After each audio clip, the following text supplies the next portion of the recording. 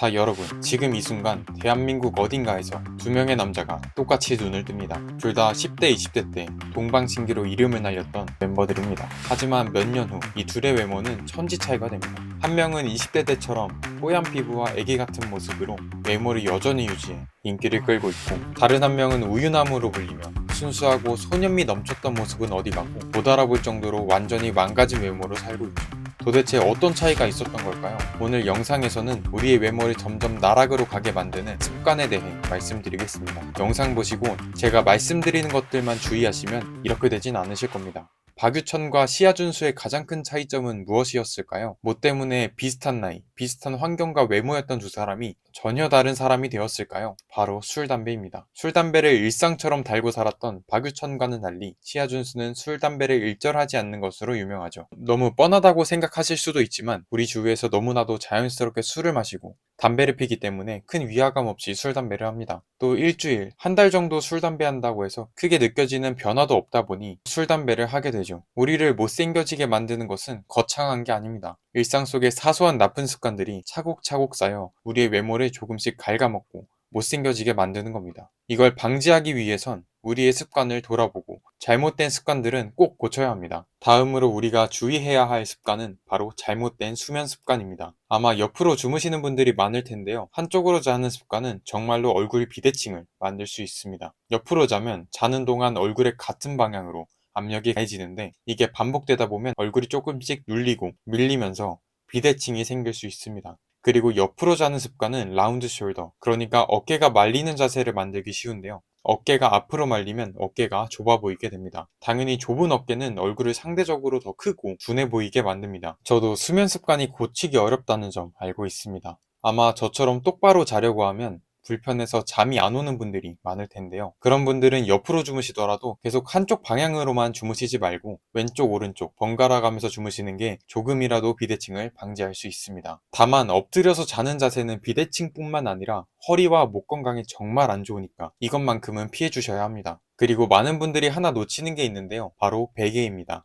여러분, 혹시 마지막으로 베개 커버 세탁한 게 언제인가요? 베개 커버를 자주 세탁하지 않으면 피지, 땀, 각질이 베개에 스며들어 세균이랑 진드기가 빠르게 번식합니다. 특히 피지와 땀 분비가 많은 남성들의 경우 2주 정도 베개 커버를 세탁하지 않으면 그냥 얼굴용 걸레에 가깝습니다. 이 상태가 어떤 상태냐면 한여름에 2~3시간 축구를 하고 땀에 흠뻑 젖은 옷을 며칠 방치해 놓은 것과 비슷한 상태인데요. 이걸 매일 얼굴에 6시간, 8시간씩 문지른다고 생각해보세요. 좋은 화장품 아무리 열심히 발라도 소용이 없는 겁니다. 그래서 베개 커버를 자주 세탁하는 게 좋지만 솔직히 귀찮잖아요. 그런 분들은 베개에 수건을 덮어주거나 이것마저 귀찮으시면 일회용 베개 커버 쓰시는 게 제일 좋습니다. 이건 매일매일 쓰고 버리면 돼서 정말 간편하고 좋습니다. 저는 이 제품 사용하고 있는데요. 단면으로 되어 있는 경우 조금만 뒤척거려도 금방 벗겨집니다. 근데 이건 베개에 완전히 씌워버리니 빠지지 않아서 좋습니다. 세 번째는 선크림 안 바르기입니다. 제 주위에 보면 많은 분들이 남자가 무슨 선크림이냐면서 난 선크림 따위 바르지 않는 상남자다,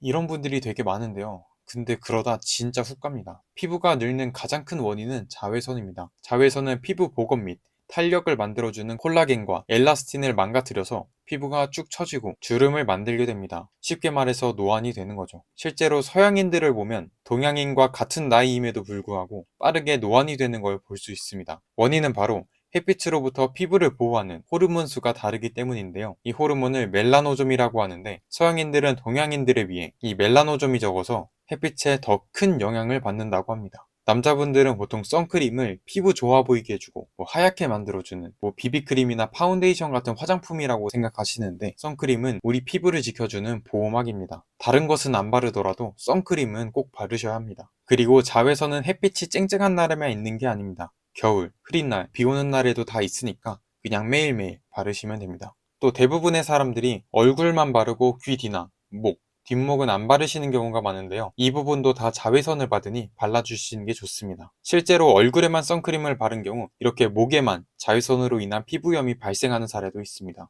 그리고 이건 일반적인 스킨케어 제품을 바를 때도 마찬가지입니다. 대부분 얼굴에만 화장품을 바르실 텐데요. 근데 우리 피부는 얼굴에서 딱 끊긴 게 아니라 두피, 턱 밑, 목과 전부 연결되어 있습니다.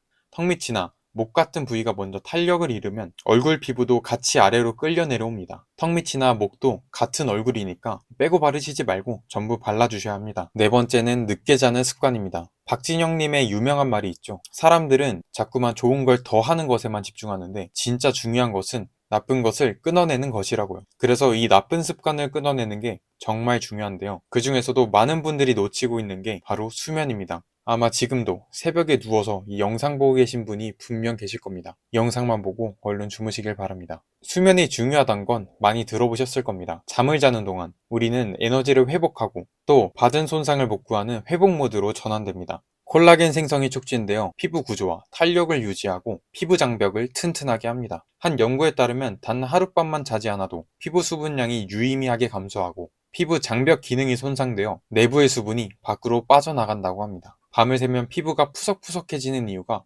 이것 때문입니다. 화장품은 우리 피부가 빠르게 회복할 수 있도록 보조하는 역할이지 피부를 직접적으로 재생시키진 않습니다. 그래서 비싼 재생크림 같은 화장품 열심히 발라도 잠을 안 자면 아무 소용도 없는 겁니다. 정말 10만원짜리 화장품 바르는 것보다 꿀잠 자는 게 피부에 훨씬 좋습니다. 근데 이 수면을 방해하는 가장 큰 원인은 바로 핸드폰, 특히 유튜브, 넷플릭스죠. 저도 이것만 보고 자야지 하다가 밤을 샌 적도 있는데요. 그래서 제가 추천드리는 건 자기 전에는 앱 잠금 어플로 유튜브나 넷플릭스 같은 앱을 잠가버리는 겁니다. 이렇게 하면 강제로 잠을 자게 되는데요. 뿐만 아니라 수면의 질이 확실히 좋아집니다. 자기 전에 휴대폰을 보게 되면 블루라이트가 숙면에 도움을 주는 멜라토닌 분비를 억제해서 수면을 방해하는데요. 그래서 휴대폰을 보지 않고 자면 아침에 정말 개운하게 일어나실 수 있습니다. 마지막은 스트레스입니다. 사실 이 부분이 제일 중요한데요. 스트레스가 무서운 이유는 그냥 기분이 나빠지는 정도가 아니라 몸이 진짜 위협 상황이라고 착각한다는 점입니다. 이걸 과학적으로 보여준 게 바로 노시보 효과입니다. 실제 신경과학 실험에서 연구자 파브리지오 베네디티는 참가자들에게 아무 효과 없는 가짜 약을 먹게 하고 이건 통증을 발생시킬 수 있다고 거짓말을 합니다. 근데 놀랍게도 참가자들은 실제로 통증을 느끼게 되었습니다.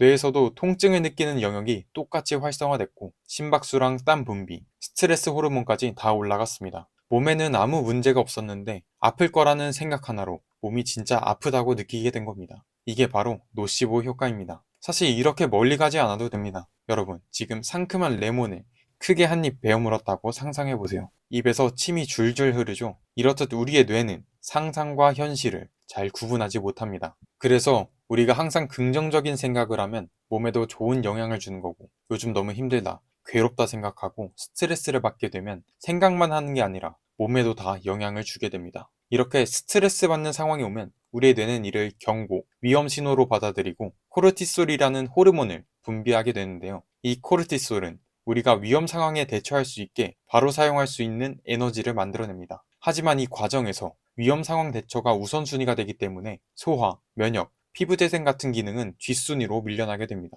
그 결과 피부 재생을 멈추고 염증 조절 능력이 떨어지게 되어 피부에 트러블이 올라오고 탄력이 없어지고 노화가 빠르게 진행되는 겁니다. 스트레스는 마음 문제에서 끝나는 게 아니라 외모를 직접 망가뜨릴 수 있습니다. 결론은 이겁니다. 스트레스를 아예 없앨 수는 없습니다. 하지만 어떤 생각을 할지는 우리가 정할 수 있습니다. 같은 힘든 상황에서도 우리의 생각에 따라 몸은 회복되는 방향으로 갈 수도 있고 반대로 스스로 망가지는 방향으로 갈 수도 있습니다. 저는 여러분들이 살면서 여러 스트레스를 받는 순간이 오더라도 긍정적으로 생각하며 이를 이겨내셨으면 합니다. 잘생겨지기 위해선 무엇보다 건강한 마음이 우선되어야 하니까요. 오늘 준비한 영상은 여기까지입니다. 오늘도 좋은 하루 되시고 좋은 하루가 되셨길 바라겠습니다. 감사합니다.